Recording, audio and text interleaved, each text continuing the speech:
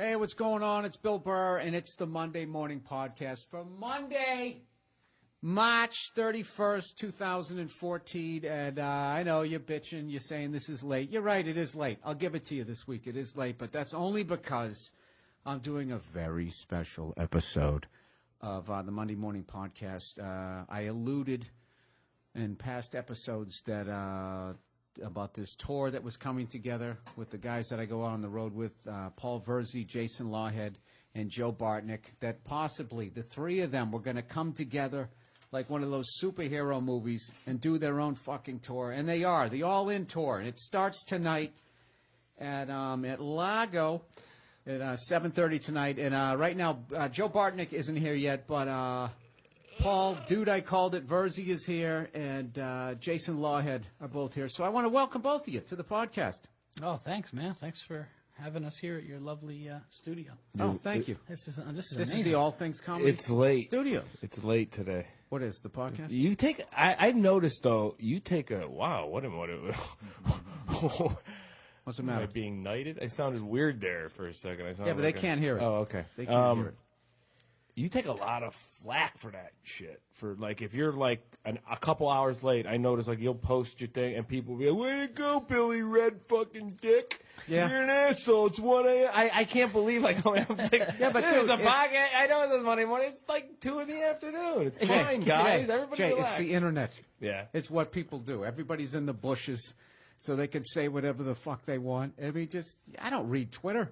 It's hilarious. They don't do it because I don't think they're really genuinely mad. I think they just want to, like, Yeah, for the most part. They want to be like, they want to get their little, sure. Hey, I said this today. Oh, they love doing that. Yeah. People in general, they're not big on heckling during the show, but afterwards, if you're standing out there whoring yourself out, that's when they'll come by and they'll be like, "Oh, you're not as tall as I thought you were going to be." They'll say shit like that. And I always just give them shit. I go, you had 90 minutes to say that when I was on stage, you pussy. That's always good when that woman's standing there, too. Then they go home. They probably take it out on her, hate fucker or something. And I like to feel that I had something to do with that. But that's not why we're here today. No. We're here to promote your guys' tour. And do you have any of the dates here that I could actually start reading? Right there. Okay, this is what we got. Tonight, it's already sold out. We are going to go ahead and answer it. We're still waiting for Bartnick. Bartnick's, answer it. Answer the phone. All right. By the way, if you hear weird noises out of Jason Lawhead, he fucked his back up. So, there you go. All right. So here we go. The All Things Comedy Tour starring Paul Verzi, Jason Lawhead, and Joe Bartnick is tonight. It's at the Largo in Los Angeles, which is already sold out. And Tuesday, April 1st, tomorrow night, if you're down in comedy-starved San Diego, a lot of comics never go down there. They're going to be at the Madhouse Comedy Club tomorrow, Tuesday, April 1st. Sunday, April 6th, they're going to be at Parlor Live in Bellevue, Washington. Yep. Monday, April 7th, they're at Helium Comedy Club in Portland, Oregon. Tuesday, April 8th, San Francisco, they're going to be at the Punchline. Wednesday, April 9th, they're going to be at the Punchline. And Thursday, April 10th, the Punchline. So 8th, 9th, and 10th. 10th is in Sacramento. Oh, Sacramento, sorry. 8th and 9th in San Francisco, and 10th in Sacramento. There you go. There you go. And I'm excited because I've never been to Sacramento. I've never been anywhere in California. Oh, Jesus, what are we doing here? I've never been anywhere in California other than Long Beach and L.A., so I'm looking forward to San Diego tomorrow. See, this is fun for me because you're in California. I've been out to see you in New York at least a handful of times since we've been friends, but you've never been to California. All you know is... And all Verzi does is shit on California. Yeah, I can't. Yeah. I said right today. And left. Dude, he got hammered when we were in this cigar bar in Calgary, and I was shitting on the Yankees or something. No, you were shitting on golf, I think. I was shitting on golf. I was shitting on golf. And then, because I was saying that... About playing it or following it? Like, where I put it as far as sports competition. Gotcha. And I put it in with bowling, pool, shuffleboard, where it's one of those things. So he gets mad at me and he starts going like, you know what, Bill? He goes, burritos suck. Like he comes at me with the cuisine. He goes, all it is beans and rice. And I go, yeah, Paul, that's all it is. No one ever thought to put anything else in there. But you even said I got drunk. You said it hit me like a smoke bomb. That time you started slumping. Remember that time you got hammered and you were just like, you were a mess. Like Let me get my calendar out. But do you think that's bad though? I saw you shaking your head. That's where I put golf. I'm not saying Not anywhere near bowling or shuffleboard. No. No, I'm not saying that because there's all different degrees of difficulty. But I'm just saying, as far as you're playing a sport where it's all between your ears, there's nobody physically trying to stop you. Mother Nature. It's several all, times. Oh, give me a fucking I'm just break. saying, wind, water. I mean, there's a lot of forces in nature. Well, no, I think wind. No, but I think Did he just say wind? Playing this against is a you. fucking sport. But playing against you of what you're leaves, a stick is in the way of your ball. Well, I'm not they saying talk that. About the wind held that up. A guy hits a home run. They're like, that would have been out of here. The wind held it up. No, what I know, but when baseball players talk about how difficult it is, they talk about trying to hit a curveball. They don't talk about the wind. Hey, no, listen, forget try Mother. hitting a golf ball. Sun's in your eyes. No, but forget Mother Nature. Skin cancer. No, but there's more than that. It's not even that. It's how about the fact that you actually do have to have a proper swing posture, your hips, your legs, your Paul, hands. you're not They listening have to to stay me. intact too. Your You're body not has to listening stay to me. intact. I'm not saying it's not difficult. You golfing zombies. What I'm saying is it's not fucking playing football, basketball, hockey where there's somebody trying to stop you. There's not a pitcher throwing the fucking golf ball 100 miles an hour at your chin to back you off the tee, and then you got to come up there and settle back into your fucking swing. Right. No, okay, I know. that's all I'm saying. Of course, I know it's mentally difficult, but it's in the same family as pool, bowling, shuffleboard, horseshoes, all the way down to some of the most simplistic sports there are. Tiddlywinks. Nobody's stopping you. No, I mean Nobody's stopping you in jacks. You don't need to be in shape to do shuffleboard. You don't need to be in shape to bowl. That's such a terrible point to bring up with, because I'll tell you, I'll fucking show you. Dude, first time I watched the Masters, Kenny Perry, he looked like somebody's grandfather. Fucking came out, he blew it, and then some other fat Argentina guy won it. They were both fat. Oh, Cabrera. Fat guys still, I'll concede that fat guys can play golf. I get Dude, that. the sweat under Phil Mickelson's man tits is so unacceptable. He should always That's have why to they should have to wear. carry their own bag. Yeah, but they're not piles of shit. Kenny Perry's not a pile of shit. Dude, what is he? An Adonis? Just during what is he closer to? just what during is a he sudden death playoff he is. No. Oh, no, but what is he closer to? Is he closer to an Adonis or a tub of shit? Oh no, yeah, he's definitely closer to a tub of shit than an Adonis. And another tub of shit beat him to fucking... Dude, even that guy who bought the General Lee car, he doesn't look like he did a fucking pull-up in his life. He had those 7th grade straight arms where you just have basically the humerus bone with a little bit of meat hanging on it so you can still pick up a pencil or a fucking 8-iron. The guy who hit that amazing shot. Bubba Watts. Oh, Bubba Watts. Yeah, Bubba Watts. Right. I love Dude, that Coors Light drinking. Come on. Yeah. He's like the guy he jet skis. He's totally the Kenny Powers of Major League Baseball. So I'm not disrespecting the sport. You know what I meant. I'm not disrespecting the sport, but I'm just saying the reason why I find the sport boring as hell to play is the fact that there's nobody guarding me, and I get bored shitless by 3-4 fucking holes. I don't care. The whole thing is silly. I'm trying to put this little ball in a hole, and the hole is unguarded. There's nobody trying to swat it away. Is it goaltending? It's just fucking hole in the ground. Yeah, but that's a stupid way to look at it. It's designed differently. It's just a different game. Listen, it's there's a reason why. Burr should have been in Caddyshack too. There's a reason why a bunch of fucking old people, when they start putting on weight, and they need to get active, they always pick up that sport. And I'm telling you, those fat fucks who, if you threw a baseball, the odds of them chipping their tooth can somehow still get on a golf course, and I'm not saying they crush it like a pro, but they can hit the fucking thing straight enough. They're all right. They're okay. They're okay. They're not fun to play with. They can shoot a 105. I love how we're calling millionaire golfers tubs of shit. Yeah, they're not fun to play. Dude, John Daly used to be fucking pounding beers. Yeah. John Daly was an He's animal. back to it. John Daly was an animal. I heard his book. He was an animal. We used to go to the Firestone every year with some buddies of mine down at the NEC in Akron. And we used to follow. This is back in the late '90s, mid to late '90s, when Daly was on top of the world. He was in every tournament because he was still exempt from all of his wins. I love that guy too, dude. He was the best. We would follow him around, and he'd bomb the ball past everybody. This was before Tiger made a name for himself on the tour, and he was a smoking.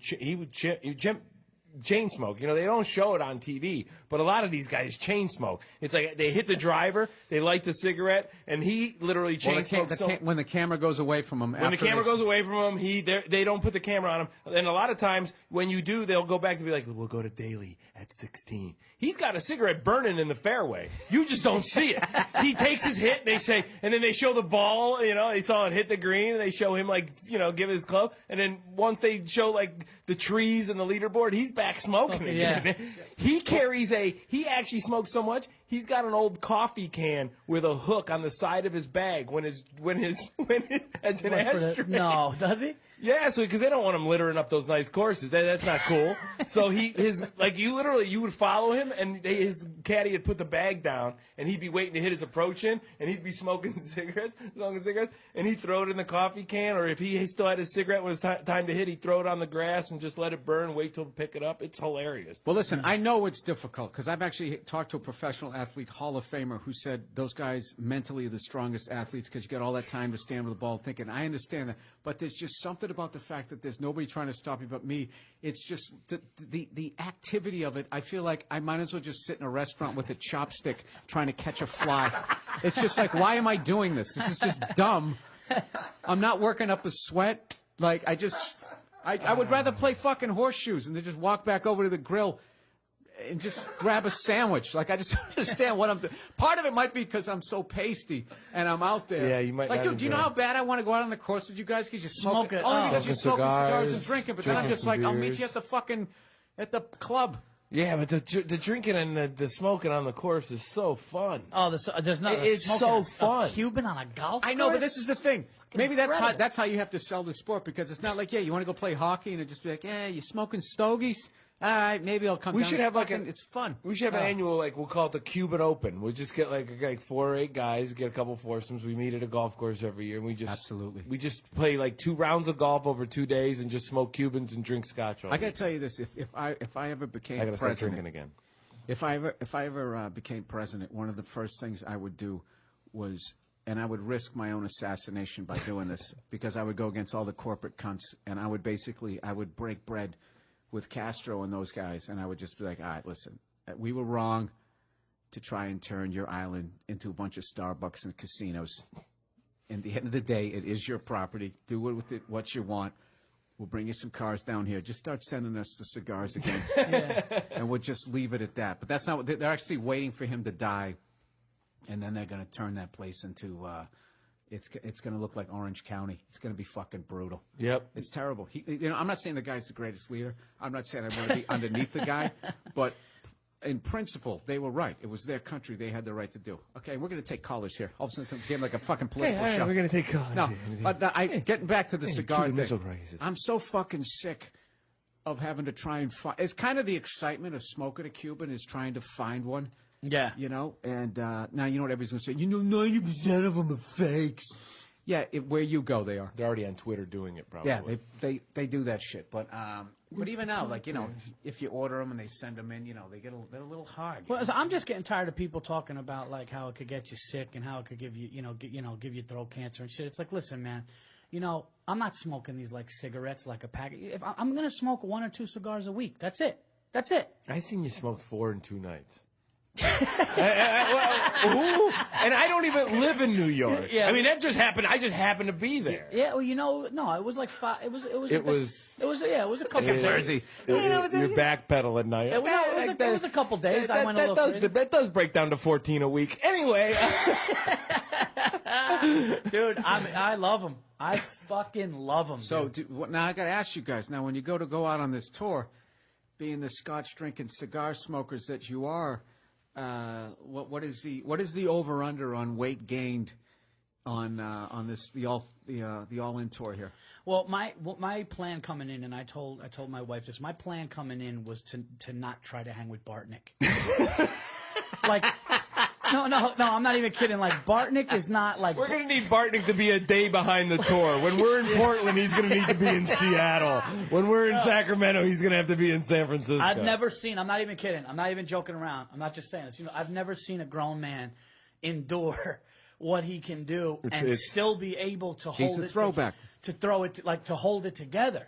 I mean, that dude, like, he was going back to the bar. He's going, yeah, man, how about another heater? And remember, I had to tell him. I go, hey, dude, listen, I'm not. That was at my wedding, right? Yeah, at Bill's wedding. He goes, hey, dude, you guys, Law at Verse, you want another heater? And I literally, you did it. Yeah. And I go, guys, I'm not going to lie to you. I can't do it. Yeah. Like, I need a break here. The bartenders at the wedding were pulling bartenders over from other bars to watch. They were like, watch this guy. Watch what he does. The guy walking up now. Watch what he does. And watch the thing about says. your wedding, which was awesome, was it was never hard to get either a hard liquor. It was just always right there. And the guy knew what you wanted. So Bartnick would go, yeah, you guys want more heaters? Another round of heaters? And he would just start giving them. And then Bartnick's just drinking his Crown. And I just patted him on the back, and I was like, you all right? And he just had that shit-eating grin, but he was talking straight. All the way into the bar. Well, for people who don't know him, he's a mountain of a man. Like, he's like Cam Neely's size, man. He's a big dude. Yeah, so we're all like 5'10" or whatever, trying to keep up with a dude who's like 6'4". Yeah, I mean, me and you, by the end of the night, we were shot. And he was just like, hey, guys, you want one of these for the road? He was like helping us. He was like Gleason when he comes back against, Fast Eddie in The Hustler. And he's just sitting there putting the carnation back in his jacket. Yep. Let's play some pool. Popping his step, yeah.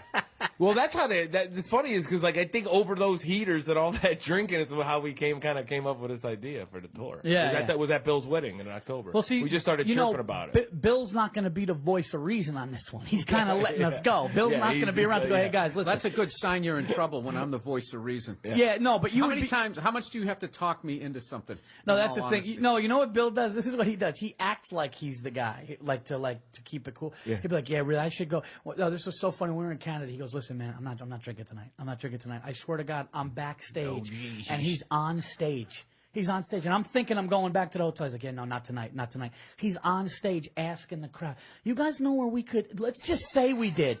Let's just say we were to go out. And then after I get, close out the show, he'll be like, yeah, we'll get one. We'll get one. So, like, he acts like he's not going to, but see, Bartnick is just like, I mean, every tweet, crown. Like, Bartnick's in. Like, he's all in. He's all in, dude. Yeah, it was hilarious. We were in Buffalo one time. He pulled the same thing in Buffalo. It was after a Bruins playoff win.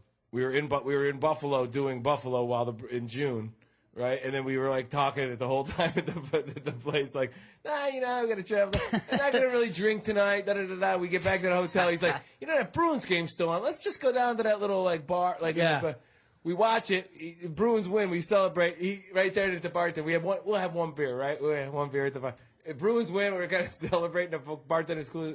Bill goes, hey, if we were going to go out somewhere around here, where's a good place? He's like, next door. Next thing you know, we're next door getting hammered, talking to these locals, eating bacon. Remember that bacon? They put bacon out as a bar snack. Remember that? Oh, that's right. Shit? So we went to this fucking place called Midwest, man. I know it's Buffalo, but you're already north of Pittsburgh. And yeah, they just don't give peanuts. a shit. They're like, fuck the peanuts and pretzels. Just give some bacon strips. They bring hot bacon out in baskets for their bar snack. And I'm like, looking, I go, bacon's not cheap, man. I know food. Like, I asked the bar, I'm like, wait a minute, this is crazy. She's like, it's Friday and Saturday nights only, but it gets people drink. They make the bacon. I asked the guy. He came out. They make the bacon. They let it cool for like 25 minutes so you don't burn yourself on it. So it's warm but not hot, and it just comes and you just eat bacon. It was amazing. I was like, I'm not going to eat this, and then it's like literally like crack. You have a couple handfuls, and then you get then it's all salty, and then you want to start pounding. Yeah, they was setting us up. I got to do some ads here. Hang on 1 second. All right, here we go.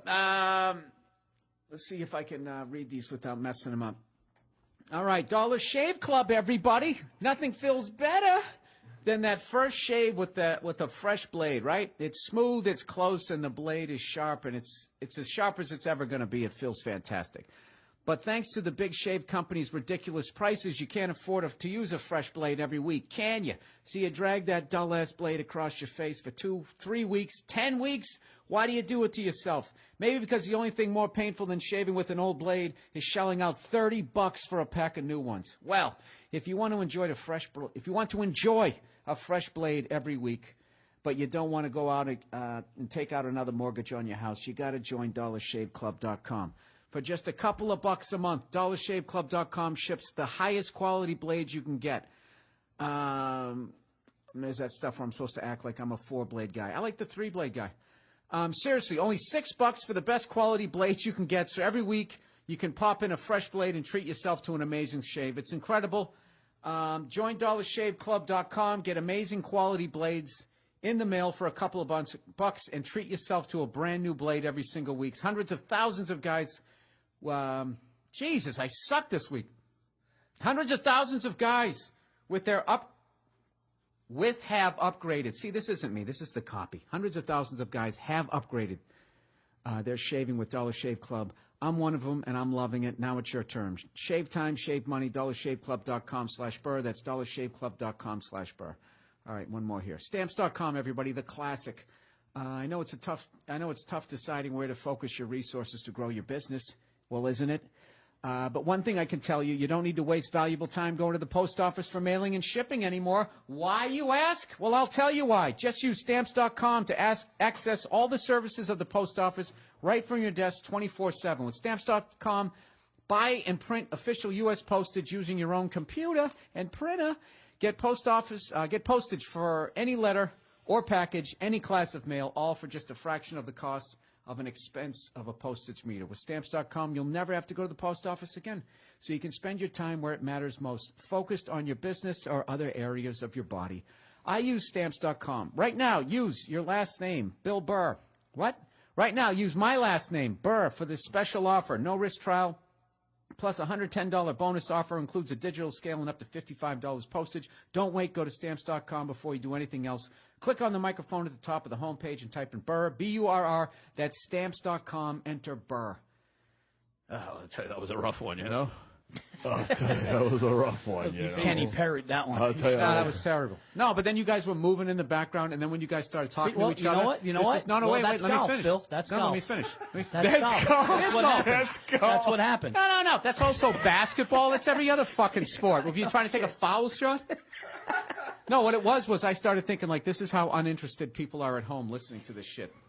The fact that you guys I love, actually started my talking. favorite part is like when I've been watching every dribble of March Madness because I've been having this bad back. Like I literally have seen like more traveling calls than the refs have. But the thing is, I've been sitting there the whole time, and I love like Vern Lundquist is the best because we talk about like dialing stuff in. Like that guy, like when he's doing he's been broadcasting for 100 years, but he has to do those live spots for like 6